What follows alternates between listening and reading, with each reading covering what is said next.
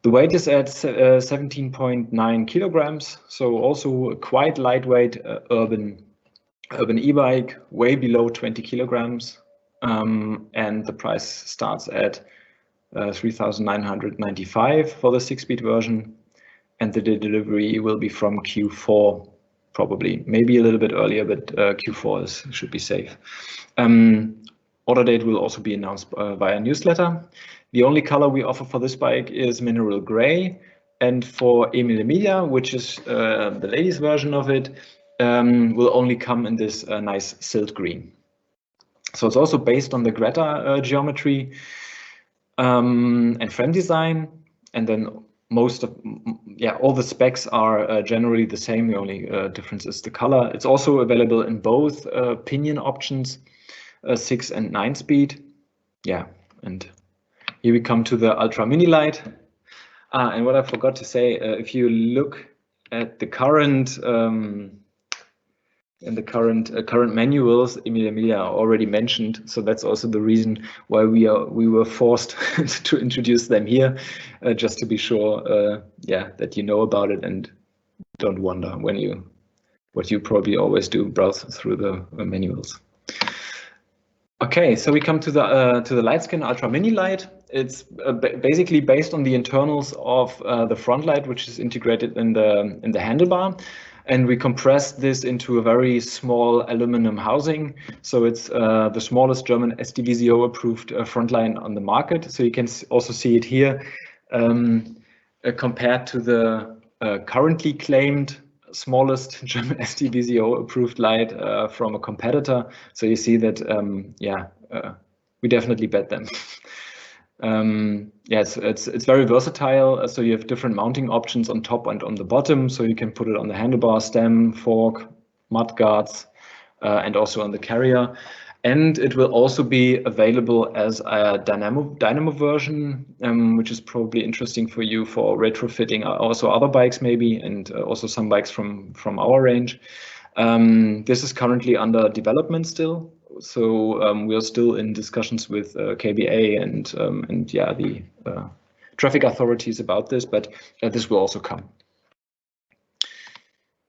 On the e-bikes with the Bosch system, we also developed a new internal cable routing for this. I mean, here you can see it a bit more in detail. It's also based on the Acros ICR. It's also integrated with the stopper, so you can see here there's like a cable guide in the middle of the steerer of the fork, which actually guides the front brake hose, and then you have stoppers in the head tube, and then you have these limitation of steering, which is good for transport, for example, don't damage the top tube with your grip. It also has a very smart routing of the hoses and cables to avoid wear and damage during use, which you can see here, hopefully. And the advantages are actually quite clear. You have hidden cables. You don't see the cables on the frame. You have less interference with loads on the front carrier as well. So that's also quite handy. So you can put more stuff on your front carrier. And you have also more options to change the stem and also to swap the chains from positive to negative. And also maintenance is also much easier now. This is upcoming for all deliveries from August 2021. Here we have Heinrich 1 and Heinrich 1 Performance. This used to be Oscar and Oscar Performance. This bike also has the new internal cable routing and a new stem, which can be positive, negative, and Shimano disc brakes. Heinrich and Hanna 8-speed with Shimano Alpine disc brake, also new internal cable routing, also new stem, and also changed to Shimano Alpine hydraulic disc brakes. Makes things a lot easier. Heinrich, Hanna and Violo also received the same updates based on the internal cable routing and stem, and it also has Shimano Alpine hydraulic disc brakes. And what we also did here, because we received also some feedback from the market that the fabric saddle is a little bit too sportive and especially doesn't fit to the Hana and also to the requirements ladies have to a bike. So we are now having this Selle Royale Essenza saddles specified for these models, which are male and female specific. We think that's also a good step forward. Then we have a mid-season model of Hana with a new color in graphite black. This delivery is already from May, so it's based on the old spec, so it doesn't have the new internal cable routing yet. But yeah, it's a mid-season model, can also be ordered very soon. We will also announce this via a newsletter. We come to the Bosch accessories. We will see, some of you were having some trouble with adjusting the handlebar, especially for the 2019 e-bikes. So we announced that we will have the updated Noirad-Sigal, including the positive stem for US aftermarket parts. So far, we haven't received too many orders for these items. So maybe this problem disappeared, but I just wanted to mention it again. If you still have a customer who's not happy with his riding position, we do have these handlebars and stems as an aftermarket product, so you can order them via our B2B portal. You have to be logged in to see these items. It's not public on our website. Front carrier is also available for these bikes which are not having this kind of a carrier as a standard equipment. So for instance, Heinrich 1 or Oscar, and also the Enviolo bikes, they also don't have this carrier. So these can also be ordered from our website in graphite black, graphite silver, and also garnet red. Okay, now we come to the bio bikes. We have some updates here as well. Especially for the custom bikes. We have a new additional color garnet red for the custom line. So this can be ordered. You can already see it on our website. You can, when you place an order to Manuel or via our website for a Wilhelm or for a Ludwig 14, this color is a new option. And we have Wilhelm 14, which used to be Ludwig 14. This bike received a major revision of the frame. We already introduced this last year. So the frame details you can see here. It has more tire clearance for two wheel concepts. So one is for 650B and also for 700C with mud guards. The major revision of the drive side chainstay, which gives us more clearance for wider tires and also for more narrow belt lines. For example, DI2 is a very narrow belt line, so this is going to be an option in the future as well. And then also it has finally internal cable routing, cable and hose routing. I think this is also something a lot of people were not happy about, that for the most exclusive bikes in our range, they don't have an internal cable routing. Now they have it.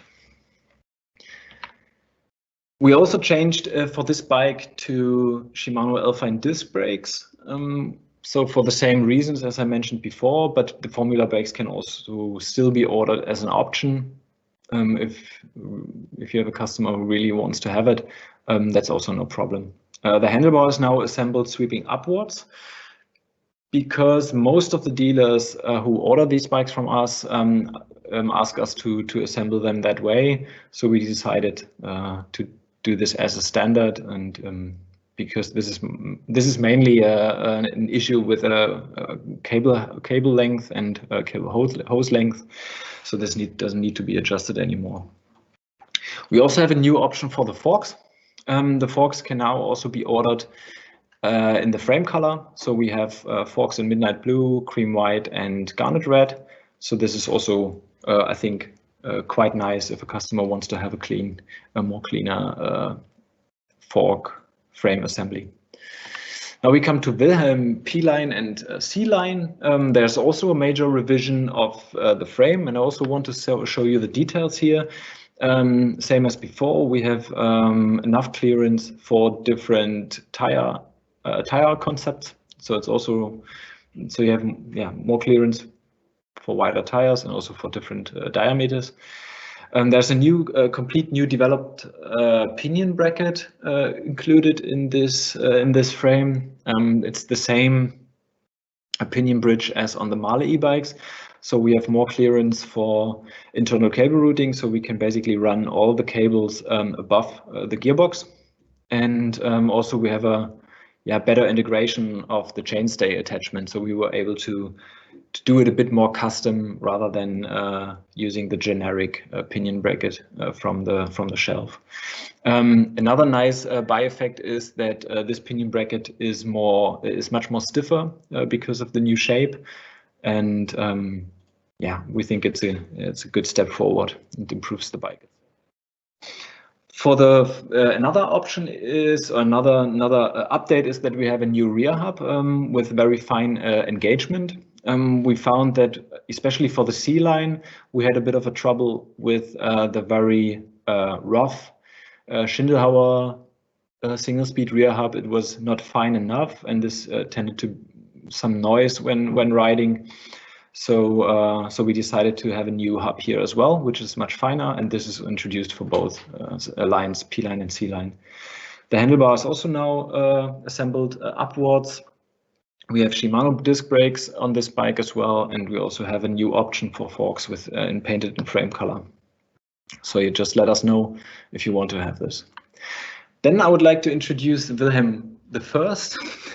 I'm really happy to have this bike finally in our program, because most of our stuff, most of the Schindelhauer stuff actually rides a bike like this. For us, this is the ultimate commuter with single speed, which is perfect for Berlin, drop bars to go fast, and Hilux, TRP Hilux hydraulic disc brakes to stop fast enough in the traffic. So for us, it's a great bike, and we are happy to offer this as an option to you as well. It's also a custom bike, so it will be made on order. Price is at 2,595, and is also very soon available. It will also be announced via a newsletter. And here in the details, you can see how it looks like. Very sleek, very nice integration of the disc brakes. It also looks very classy with a Brooks bar tape. We also have an update for Hector. Also one of our favorite bikes, fixed gear, very aggressive, a real race machine. And but it was always a bit difficult to sell only the frame, because we had quite a lot of struggle with recommending suitable drivetrain components, and this was the case for the rear hubs especially, and for the cranks to fit the belt line. And that was actually the reason to start from a white sheet of paper and to develop fitting hubs for fixed gear and freewheel in combination with a crank that accommodates 5-arm sprockets from Gates. So here you go. We have a solution for fixed gear. It's like this is a proper track hub with a threaded interface for threaded sprockets from Gates, and Gates also, thanks to our push, or to the push from the Schindelhauer Gates race team, we have a lot of different tooth options here now. And also we also developed a freewheel. This was already in the program, but now we put it together with this drivetrain, which is a 120 millimeter spacing freewheel hub with 9-spline interface, so you can use every 9-spline sprocket from the Gates range, which also makes it quite versatile for people who really want to have like a very specific ratio. And this is in combination with the new crank, which has a belt line of 45.5 millimeter, which is also the unified belt line from Gates accidentally. And this can be combined with all the 5-arm sprockets from Gates up to 70 teeth. So here now we also have the basis for offering Hector as a complete bike from our Berlin custom workshop, and this is what what's the next step? Hector as a fixed gear bike, custom assembling in Berlin. We have a frame revision here with internal cable routing in the top tube. So you can always add a brake system as optional without fiddling around with some, I don't know, insulation tape or so.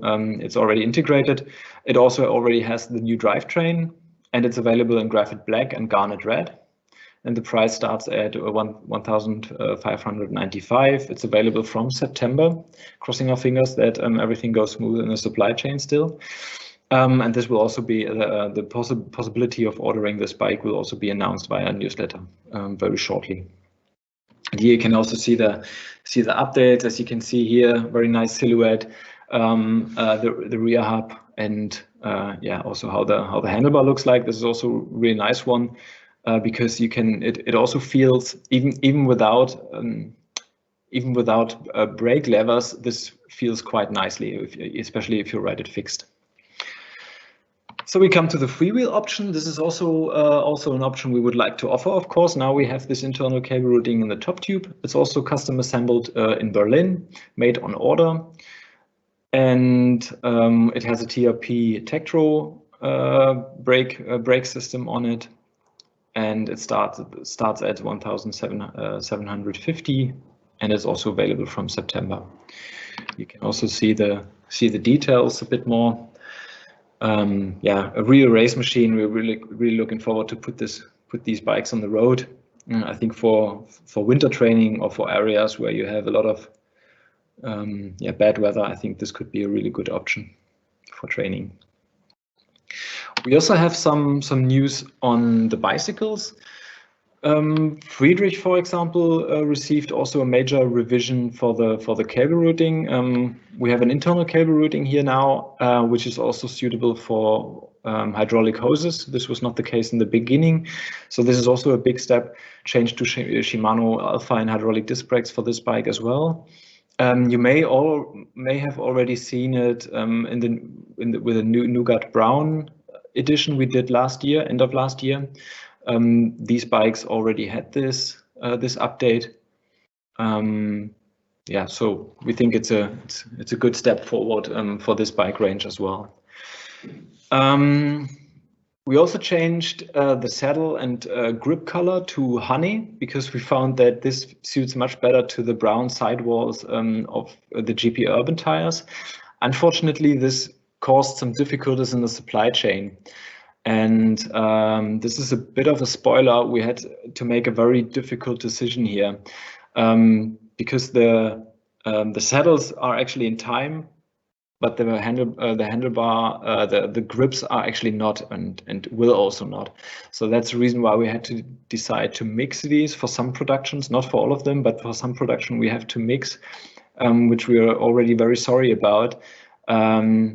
But yeah, we think due to riding and when both components come into touch with sweat and when they are ridden, they also get darker, and we think that it's still a better option for the customer rather than waiting another 3, maybe 4 months. So that was the timeline we are talking about here. For Frida, Frida also received the same revision with the internal cable routing and the hydraulic disc brakes, and we have the same issue here with the honey dark brown issue I just mentioned. For Gustav and Greta, we also have a small update. We changed the saddle and the grips. So the saddle is also a Royal Sensor saddle now in honey, and it's also female and male specific. So yeah, Gustav receives the male and Greta the female saddle, and we also have fitting grips here, and this already is active for deliveries from May. We jump to accessories. We also have some news here. I think this was already announced. It's our front basket. Excuse me. It's the front basket. It fits with a Schindelhauer front carrier. It's a quite large volume front carrier, including the Vario straps, so you can actually also secure the load which you would like to put here, or your customers. It's available in silver and in matte black, and it fits most of the most of our classic bikes, as you can see here on the photos. The price is at 119. It comes without the front carrier. We haven't done it yet, but we will also create a bundle so that the front carrier comes along with the front basket, and which also will give a little bit of discount, so that the bundle is a bit cheaper rather than buying both separately. I would also like to introduce the Lightskin seat post with dynamo powered function. So this is the seat post with the integrated rear light powered via the hub dynamo. It's also now a German SDVZO approved with a K number, and it will be available from April. We will have also different cable options here available very soon. Together also with the front light. So the front light is also already ready with a dynamo powered. It's not approved yet. I mean, we haven't received the official approval from the traffic authorities, but I had a call with them last week, and they said, well, everything looks fine, only the paperwork needs to be done. So we expect it actually this week.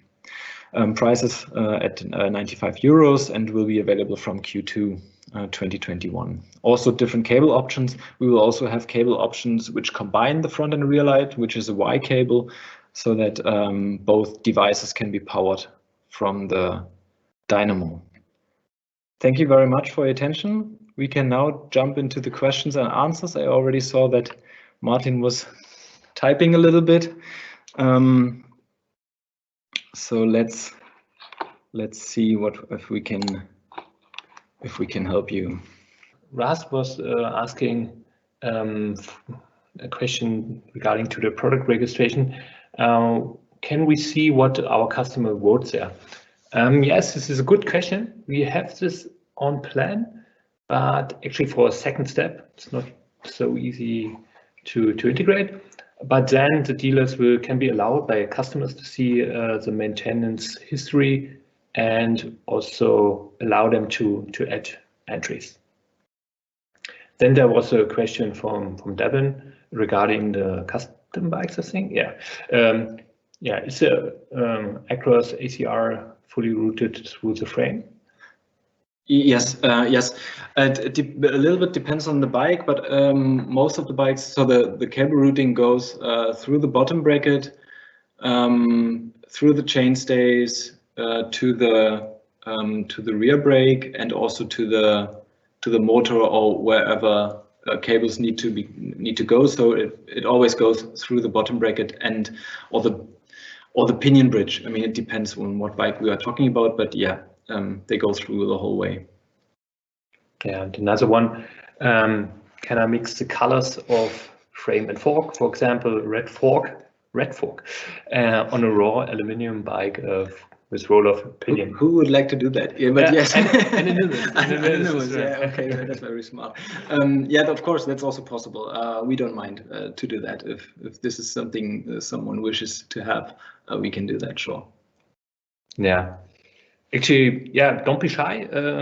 You can ask more questions. There's a second Q&A round. We will also be around there.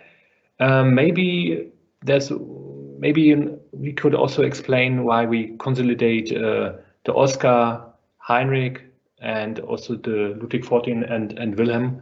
Well, this is actually, we think, a better orientation for the customers, and this will come really visible with the update of the new website.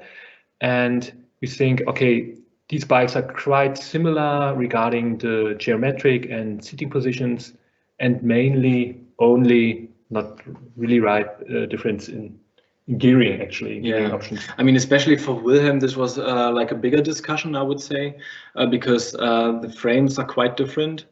I mean, Ludwig 14 is an internal gear hub frame, and Wilhelm is a pinion gearbox. But we still think to harmonize this to our custom range is still a good idea. And we think in our new website it will become much more clearer why these bikes belong together. Also, maybe when we introduce also the configurator for these bikes, yeah, then it's much clearer then, I guess.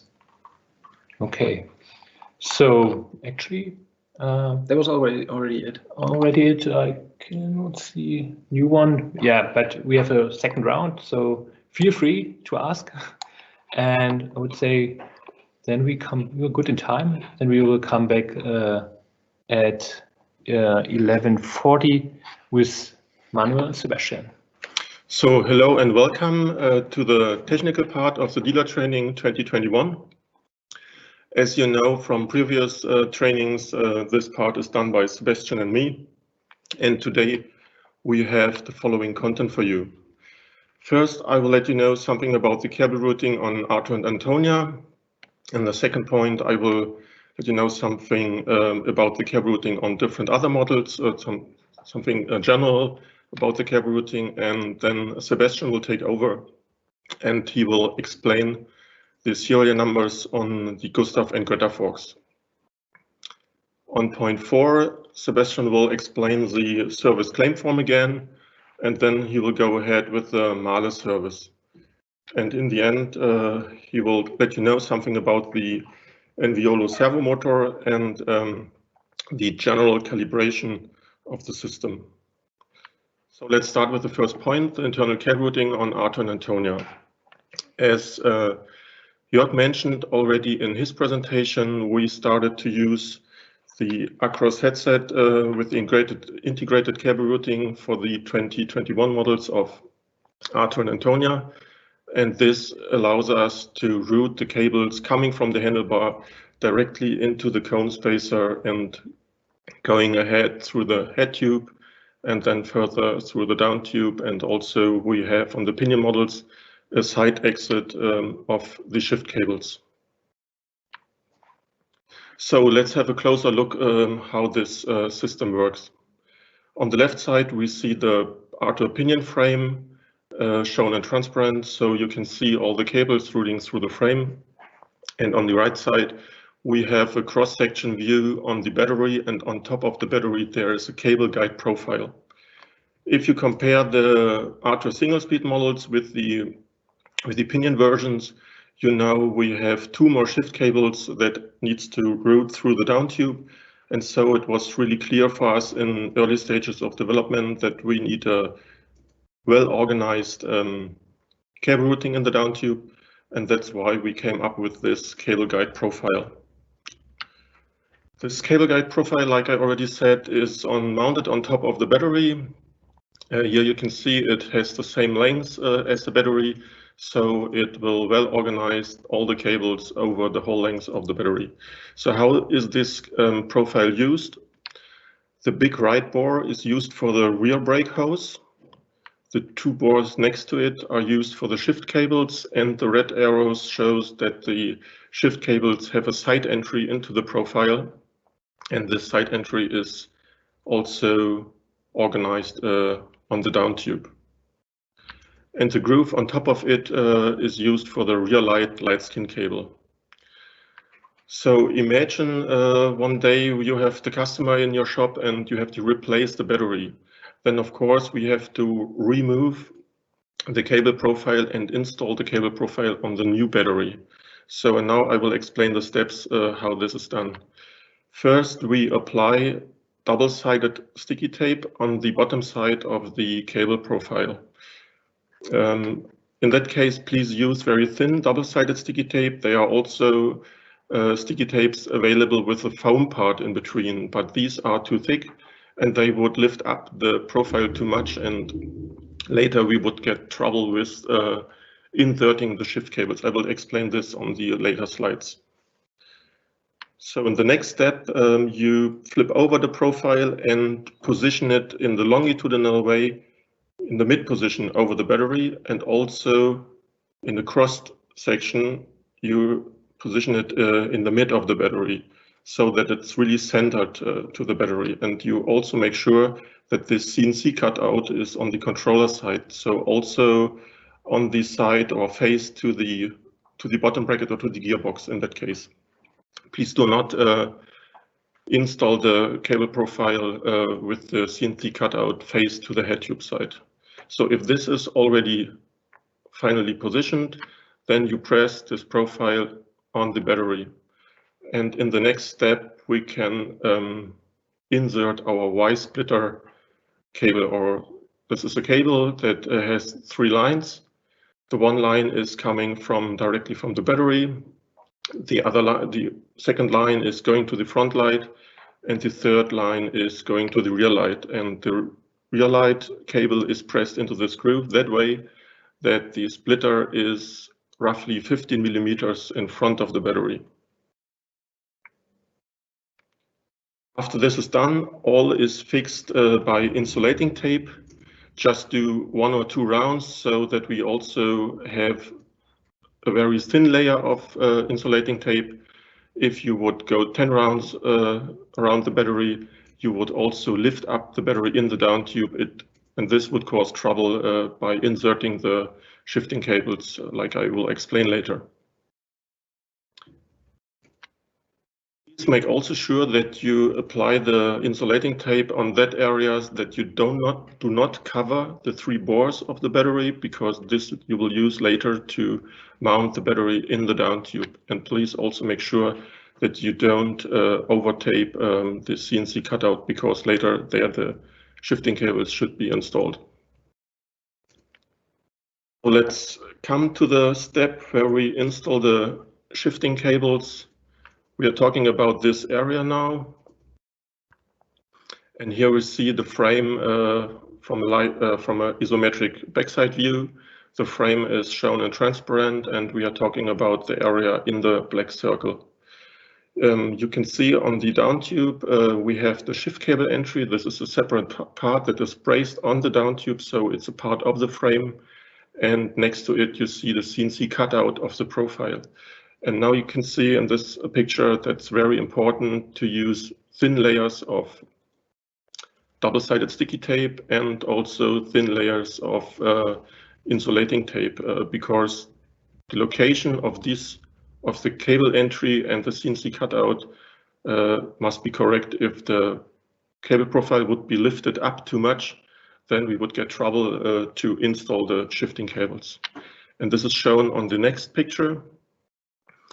The shifting cables will be inserted from the BB side direction, so please do not insert the shift cables from the head tube side. They will insert it like shown here. When you push the cables into the down tube, they will hit the cable profile, the CNC cutout, and they will be automatically guided around the corner. They will do just a little left bend, and they will go directly into the bores. And when you push the cables further through the entry, you will push them up to the head tube, and then you can pull them out in the lengths you need for the handlebar. So let's come in the next step to the installation of the rear brake hose.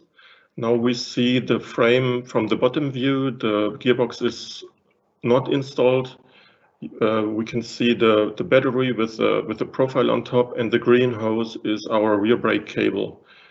It's our rear brake hose, and this is going into the right board, like I mentioned already before.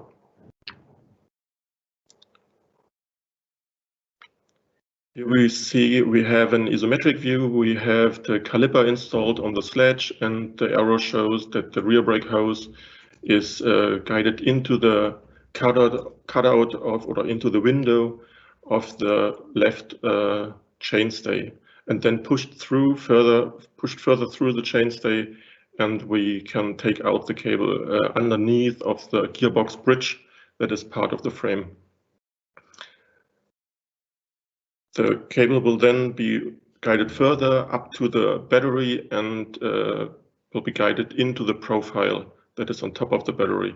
When you do the routing through the chainstay, please use 8mm Teflon tubes for easy routing and scratch protection. You can imagine there may be some burr or some sharp corners in the chainstay, and it helps to to use these Teflon tubes for easy guiding and also for the scratch protection.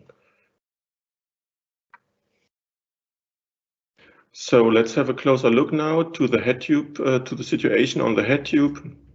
We have a front isometric view on the frame on the head tube, and the frame is shown transparent. So we see our installed battery with the profile on top of it, and we also see our rear light cable that is pressed in the groove. We see our two shift cables coming through the profile, and also our rear brake hose. On going into the top tube, we see our IBOR cable. This is coming directly from the battery, and the other yellow cable is our front light cable that is coming from the Y splitter. As you can imagine, especially for the stiff shift cables and for the stiff rear brake hose, they would like to go in the direction of the down tube, so they wouldn't do the bend, they wouldn't follow straight up into the head tube, and so that's why we need to have a cable guide. This cable guide is pressing all the cables on the inner backside of the head tube and making sure they're staying in place. They keeping away from the steerer of the fork, because when the cables would touch the steerer, they would get scratched and got damaged and got grinded through, and we could get trouble. So that's why we need this cable guide. On the right pictures, you see the cable guide in two views, the front view and the backside view. On the front view, the top picture, you see there is an arrow stamped into the cable guide, and this arrow shows the mounting direction. So the arrow should be mounted, or the part should be mounted that the arrow goes upwards. On the bottom side, you see we have two wings on the left and right side, and on behind the left wing, in driving direction, behind the left wing, the two shift cables are routed, and behind the right wing, the brake hose, the rear brake hose is routed.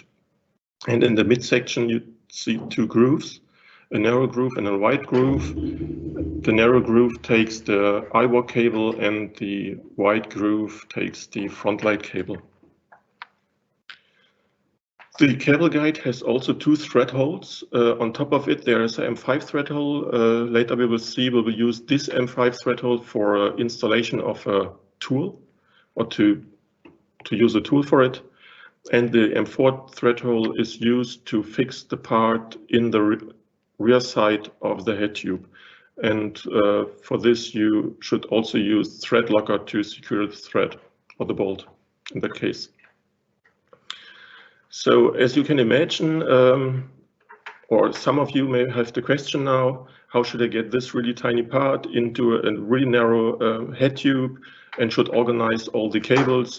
We found out when we have done the first samples, the sample assembling, that is not that easy, and so we came up with some installation tools that makes the life much easier in that case. And now I will explain how these tools work.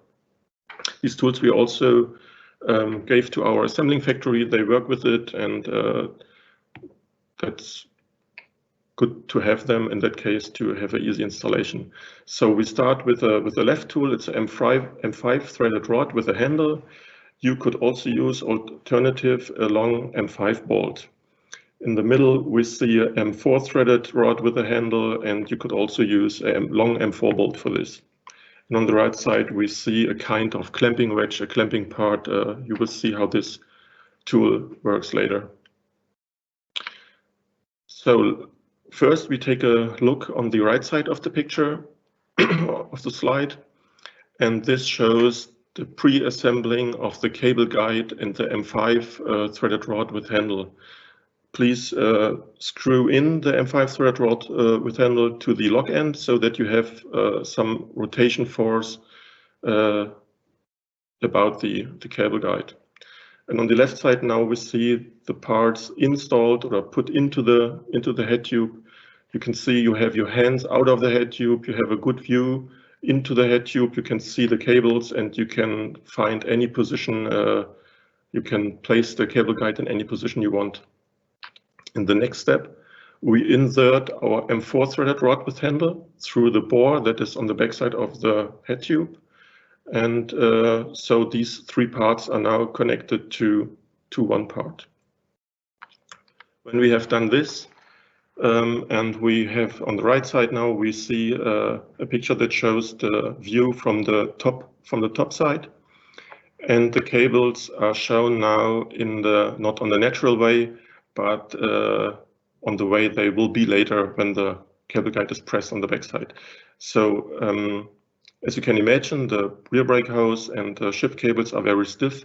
They would come out of the down tube with a smooth round banding, and they would already sit on the wings of the cable guide. So we don't need to take care of the rear brake hose and of the shift cables because they are already in the right position. The only thing we need to take care of are the two electric cables shown in yellow, and we need to make sure that these electric cables are against or on the opposite side of the grooves. You can just take a little screwdriver or something like this and bring these cables in position. And when you have done this and you're sure that they are on the opposite side of the grooves, you just pull back the handle, the M4 handle, or the M4 rod. And with this pulling back, you are pressing the cable guide on the backside of the head tube, and then you are inserting from the lower side of the head tube this clamping part, this clamping wedge, because we would like to remove our M5 and M4 thread or rod. When you have done this, it looks like this, and you can install the M4 countersunk bolt, and like I mentioned before, please use thread locker on this step here. So let's come to the front brake hose. Regarding the Acros headset, we had to revise the front brake hose routing. And on the right picture, you see the black front brake hose coming from the lever is going through the cone spacer into the head tube. And the front brake hose is in the interspace between the steerer and the head tube. But we also need to pass the lower bearing, and that's why we need a breakthrough to get this brake hose on the inside of the steerer. How this looks like we see on the next picture here. This shows the fork shown in transparent, the caliper is installed, and the cable is routed into the fork leg. It's going upwards, the fork leg, it's going through the crown, and it's coming out on the inside of the steerer, and then we have our breakthrough that's bringing the cable out of the steerer, and this part is braced on the steerer, so it's solid with the fork. And further upwards we have a cable guide, a brake house guide, and this also works as a steering stop. And this part is also braced on the steerer, so when you do turns or when you turn the fork, then these parts will turn with the fork. The same topic here. When you do the routing of the brake hose, please use the 8mm Teflon tube for easy guiding and scratch protection. So how does the steering stop works?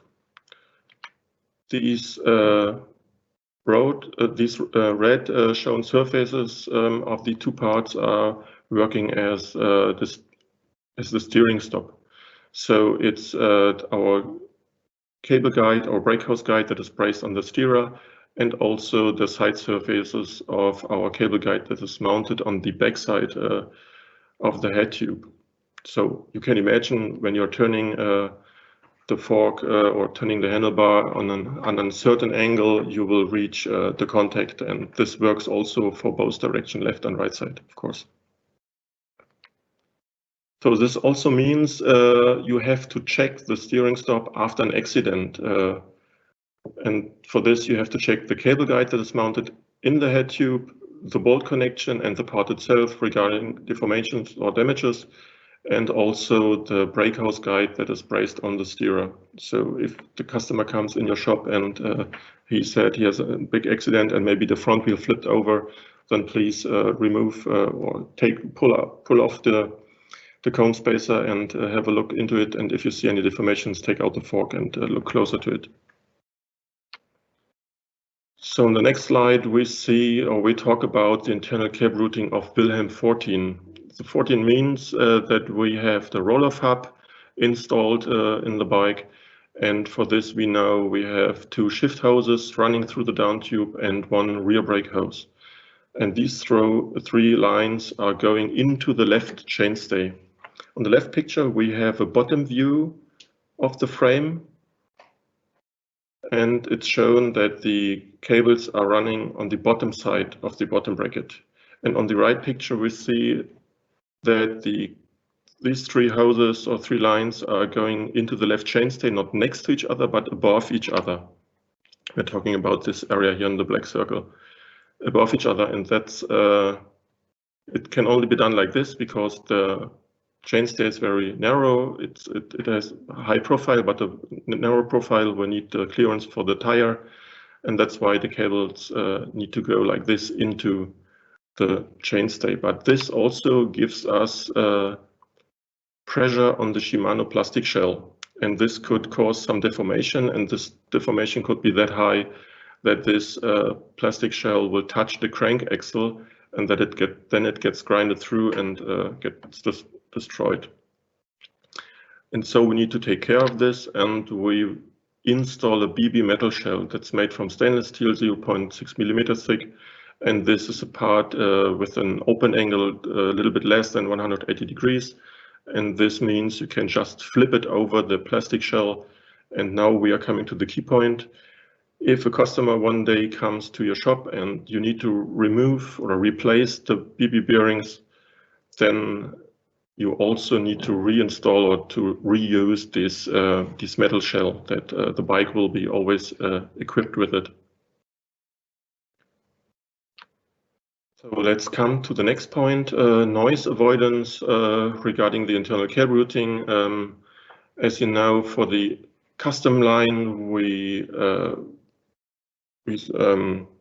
redeveloped the frames for internal cable routing, and this is also for Friedrich, for the current Friedrich and Frida models.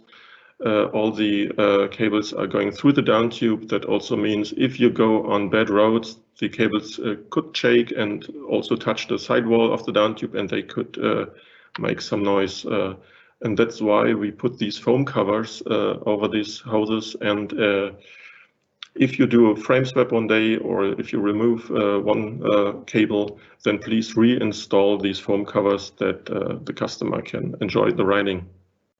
Okay, now I will hand over to Sebastian. Thank you, Manuel, for all the information. And I hope that you still allow for a bit more of information from my side.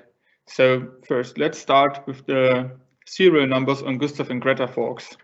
So some of your workshops already had a few cases where the customer came into your shop or workshop and complained about a creaky noise on the front of his Gustav or Greta bicycle. So to identify which type of fork or which generation of fork it will be, we need the serial number of the fork, and it is engraved on the fork steerer. So the best thing is, at first, of course, to make sure that the noise is not coming from dry bearing seats or a loose handlebar clamping mechanism or similar. If all these things can be solved and it still makes noise, please take out the fork out of the head tube and check for the serial number, which is engraved on the fork steerer and shown in the picture right now. And then please submit this serial number with the help of the complaint form. I will tell you a bit more in a later slide. So the next step is who provides which information. As I work now mostly as a service agent at Schindelhauer Bikes and concentrate on helping customers and dealers with their complaints and questions, there are a few important information required, where to put your questions or to who to contact in which case. So if your questions regard bicycles, of course, you can check at our B2B or ask via email and send an email to sales@schindelhauerbikes.de. The same applies to our accessories. If they are listed on the B2B, you can check for availability and descriptions at the B2B, or contact the sales@schindelhauerbikes.de. If you require spare parts, something has worn through, just like rims or other parts that that age over time and need to be replaced, just write an email to service@Schindelhauer and ask for spare parts. To get a general technical support, it's also sorry, I'm stuck a bit. To get general technical support, the service@Schindelhauer email address is the best way to go. And if you need to do a complaint, just use the Google form where I put the link in this slide. And the complaint form might be familiar for most of you, and for the new dealers or retailers that joined the Schindelhauer company, I will explain the complaint form in the next few slides. So where can I find the complaint form? The complaint form is hidden behind the link that is placed here. And it has been revised or slimmed recently. For example, less necessary information is required, which saves you time when doing a complaint. And the complaints are forwarded automatically to support at Schindelhauer Bikes that is integrated into a help desk software. So that means that each complaint gets a unique ticket number, just like shown in the brackets. I will now do a complaint form step by step to show you how it's done. So you open the link from the slide before, and then you see that questions are asked, and there is information to be given which is required, and this is marked by a red asterisk. So that means required. At first, my email address is of course required. This is my email address, and please use an email address that you have access to. And please do not use the complaint form if you received a wrong delivery or a heavily damaged bicycle box or accessory box. So please, if you receive a heavily damaged box, please reject the shipment and get into direct contact with the freight forwarder and us, of course. So the next step is the dealer number. This is you can find it on your invoices or delivery notes in the upper right corner. So my answer would be 20278. The next step will be the name of your bike shop. So my bike shop is, for example, the Best Bicycles Available. The contact person for this case is myself. It's Sebastian Tege. And you need to give a telephone number, so we might call you back. So this is the phone number that is given by me. Which Schindelhauer product do you want to file a complaint for? So here you choose if you want to complain for a bike, a bicycle component or accessory, or both, or just other things. I chose a bicycle component to complain for. The next step, we ask for the exact article or invoice number. You can of course find it on the delivery note or on the invoice.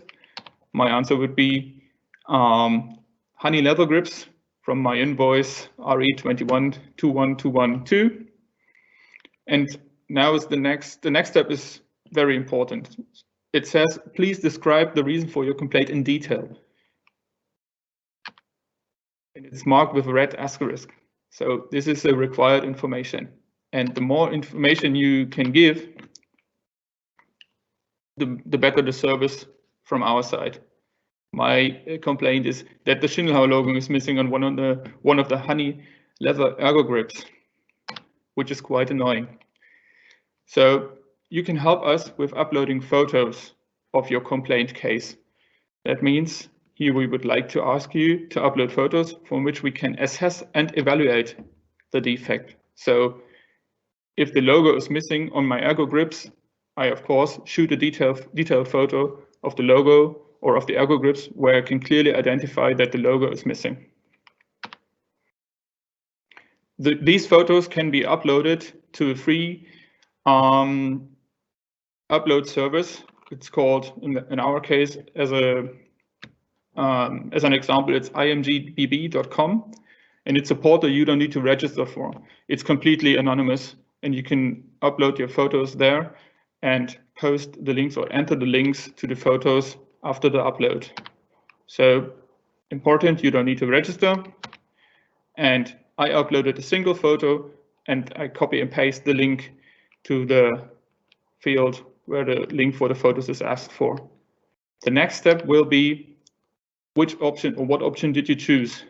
So did you choose an upload to the upload service imgbb or any other cloud service? Just you can also use your own Dropbox, etc., and then just paste the public link inside the field.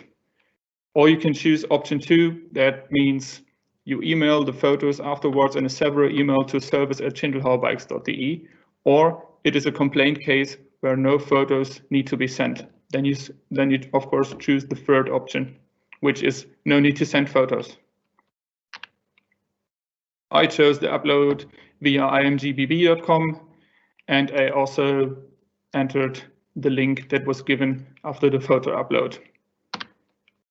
The last step is leaving further comments for us if you want to just make a note for us or complain about whatever, just like delivery delays for the honey grips or whatever. And just in my case, and my answer is, thank you for the set of stickers you've put in the package. It's not a complaint, it's a thank you. And you're done. So this is the complaint form, how you use it from your side. And this is what it looks like when a complaint form is forwarded to our help desk software.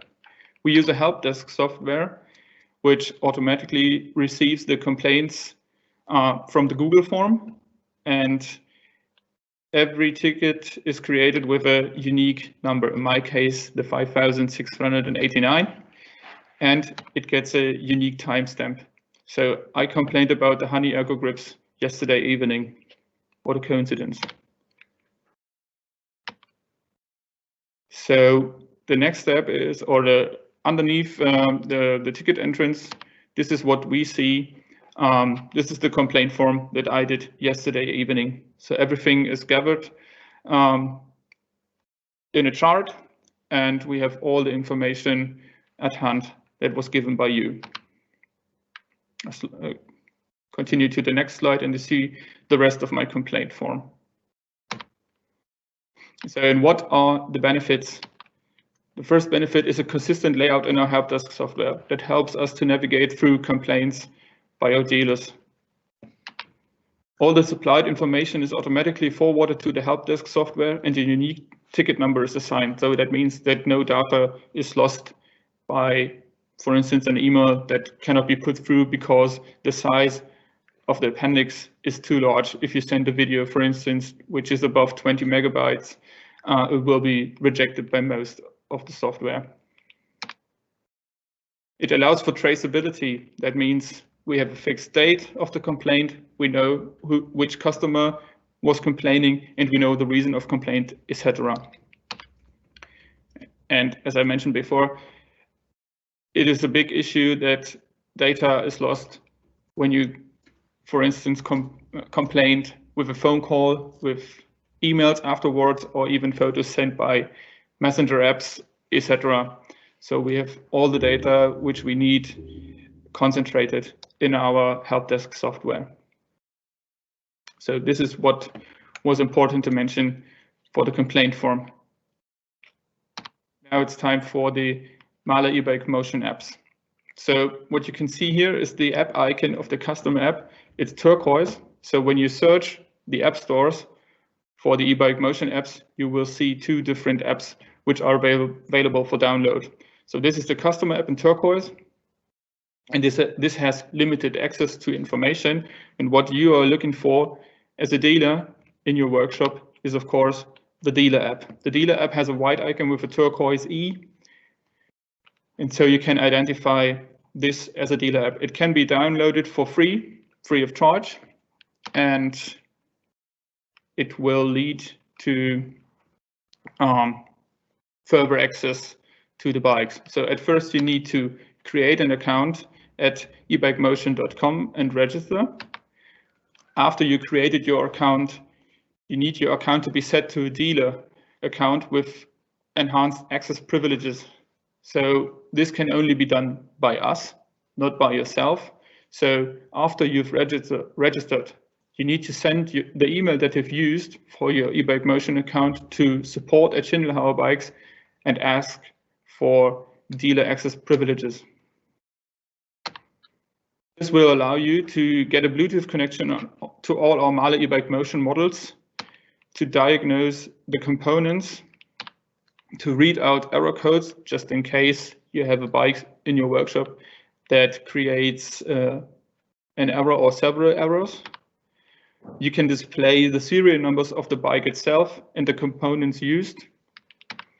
And you can re-register swapped components. For instance, if you swap the motor or swap the battery, a new battery is not connected to the serial number of the bike yet, and this can be done with the dealer app. So when you use the dashboard as a customer, the correct parts with the correct serial numbers will be linked to the serial number of the bicycle. Mahle eBikemotion also offers an online service form. So there you can complain and ask questions directly to Mahle. That means the complaint of defective eBikemotion components can be directed to Mahle. This is the case for the battery, the motor, the pass sensor. This is the speed sensor in the right dropout slider close to the lock ring of the cassette, the iWalk button, the range extender, and at least the charger of the Mahle eBikemotion battery. This can be done through the link shown here at ebikemotion.com contact. So this is what you see when you click the link. It's just a form created where you choose between end user or dealer. Of course, you are a dealer, so you choose for dealers. And there is, just like in our complaint form, several information is required and you just need to enter it. At first, you enter your name. I entered my name, which I use at the Mahle login, and of course an email which I have access to. So, and when you do an inquiry to the Mahle service, you can choose the required language from a drop-down menu, which you would like to be contacted by Mahle. So if you are French, of course you would choose French. If you're British or English speaking, then you choose English. The next step will be a message field where you can type in the message that you would like, or your inquiry that you would like to send over to Mahle service. And it is important, just like in our complaint form, as many details as possible result in the best service possible. So what are as many details? As many details are, for example, the error codes that you were able to read out from the dealer app. It's the firmware version of the bicycle or the range extender, and the serial numbers of the components of the bicycle itself. So if you give all the information at first hand, there is no need by Mahle to ask for in several following steps. An important information would be instead of, or as an extra to the serial numbers or firmware versions, is that the bicycle, for instance, is equipped with a belt drive instead of a chain drive. It does not have a rear derailleur, etc. It's a single speed setup, or a pinion gearbox is used in conjunction with the Mahle eBikemotion system. The online service also allowed to upload files. Files means you can choose files just like images. The supported file types are JPEGs or PNGs. Like PNGs are portable network graphics. It's the file type of screenshots, etc. It's quite common. JPEGs are, of course, photos that you've done with your camera or your smartphone, and even the upload of PDF documents is possible. When you click the choose file, you are able to browse through your hard drive and choose the files that you want to upload. There is a little typo created by Male. You can see here they mixed up, or they did a typo on the file type. They just wrote JPGE instead of JPEG. So you're unable to upload files that end to JPEG. But anyways, it might be clever that you create a PDF file with your preferred Office software or export PDF files from an ERP system and upload complete files. Please note, you will not receive a copy of the inquiry at your given email address. That means if you want to keep your message or inquiry text that you want to send over to the Male service, please copy the text and save it to your computer as a text file for later references. And then submit your inquiry just by clicking send. The service can also be contacted via phone, just in case that the online complaint form or inquiry form will not be sufficient, or you want to talk to someone from Male. Male is located at Orfebres 10 in Palencia in Spain. So where is it in Spain? So this is Spain, and Palencia is roughly just, yeah, there. For the UK, there's a phone number listed here.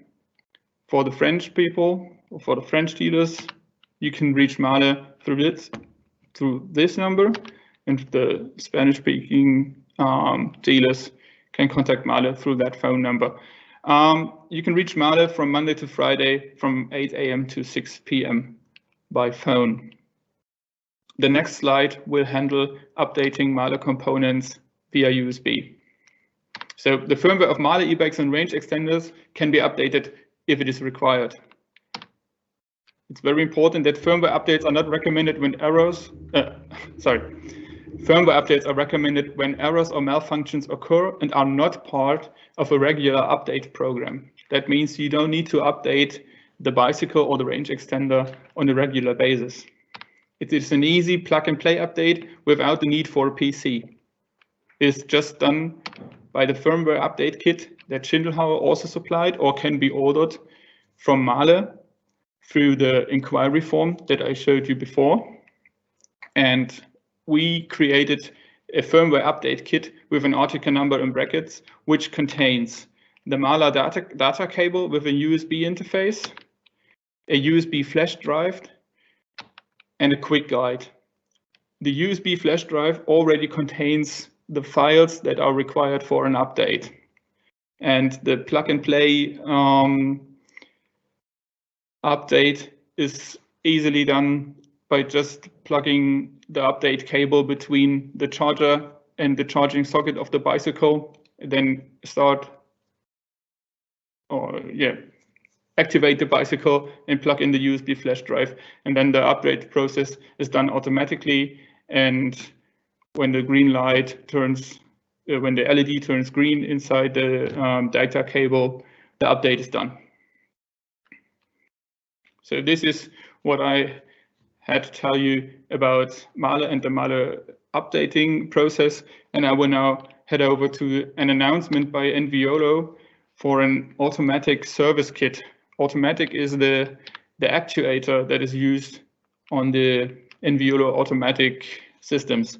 So Enviolo recognized an easy to service leak in their automatic actuators, which may lead to corrosion if water gets inside and penetrates the actuator. Enviolo will provide a service kit. It is not provided by Schindelhauer, as it is part of a service kit program by Enviolo.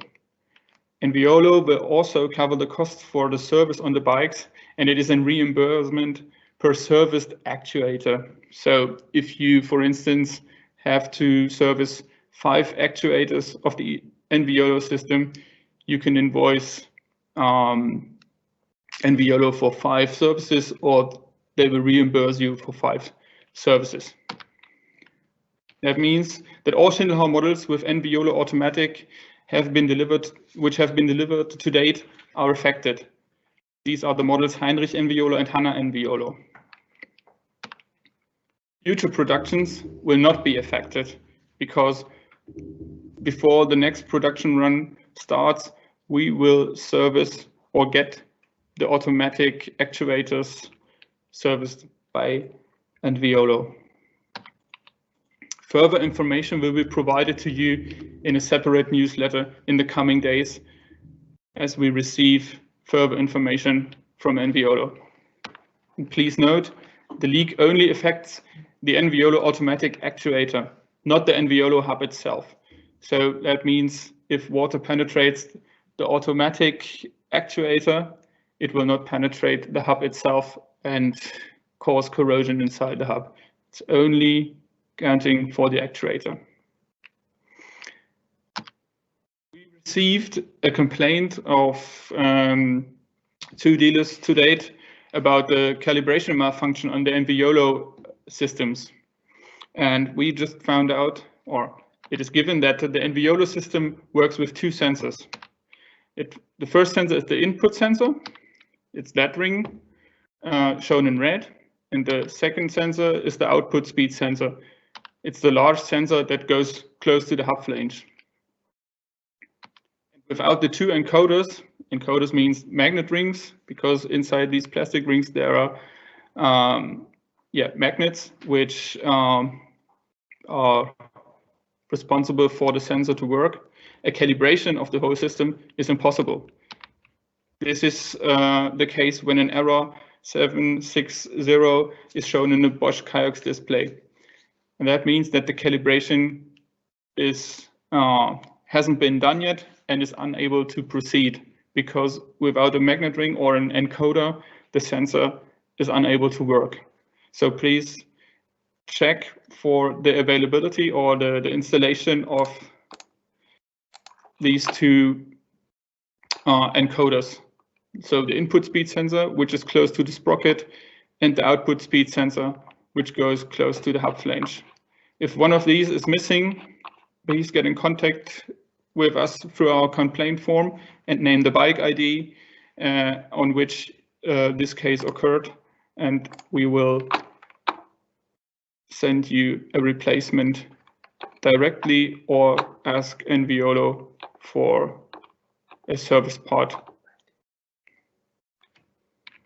So this was my part of the dealer training. Thank you very much for joining. Sorry. And yeah, there's a Q&A, but the Q&A slide is missing. So I would like to invite Manuel once again to the question and answer part. And me. And Jörg. I just swapped to the questions. Oh yeah. Okay, so should I?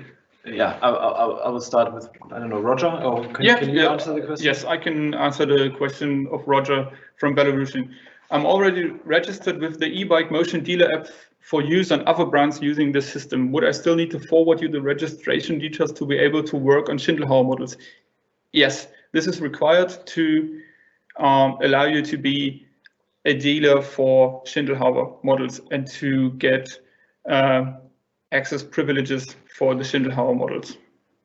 So in the dashboard of the e-bike motion website that I can see, I can allow you to be a Schindelhauer dealer with enhanced access privileges. So please submit your email address that you've used for registration to support the Schindelhauer bikes, and I will update your account to be a Schindelhauer dealer. Yeah, Ilya from Moscow asked if he wants to update the latest firmware for the bikes.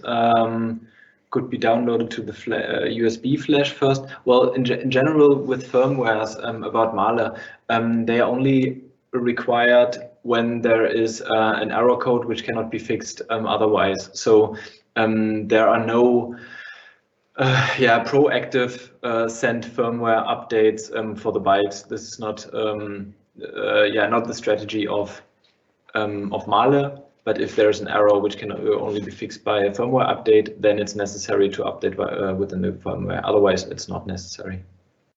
So then we still have some questions from the first block.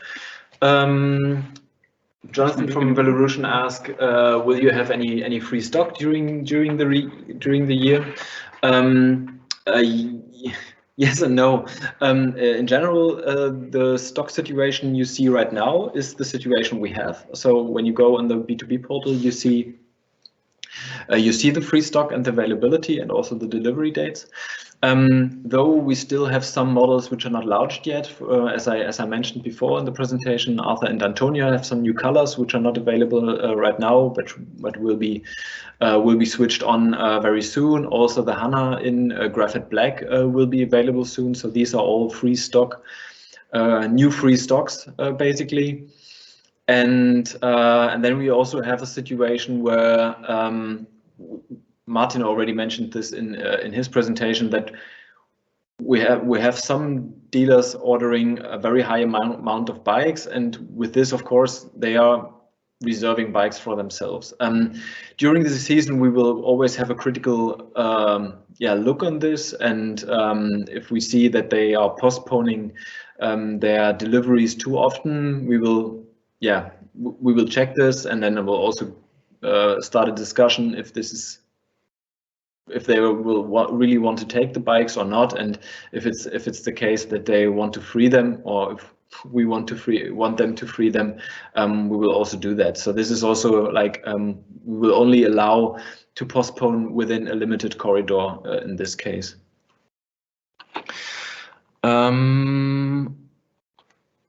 Then there is also a question from the product registration.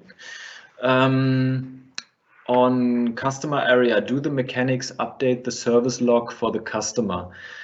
Martin, maybe you can answer this. How this should be done? I think it's something which needs to be done manual for the digital maintenance book. Yeah, and when we do a service. No, when the dealer does a service on the bike. Yeah. And what the dealer has to do. Actually, yeah, this the same as I said before with the question of RAS. It's not implemented for the first step. So actually, you do not have to do anything in the first step, but then we will try to figure out how we can implement it in the step 2 to get some options there. It's quite a bit more complicated because you have to the end customer has to allow if there is an option from a third party or a dealer to get in stuff there, and who's the dealer? Actually, the end customers could go to another dealer or to another workshop.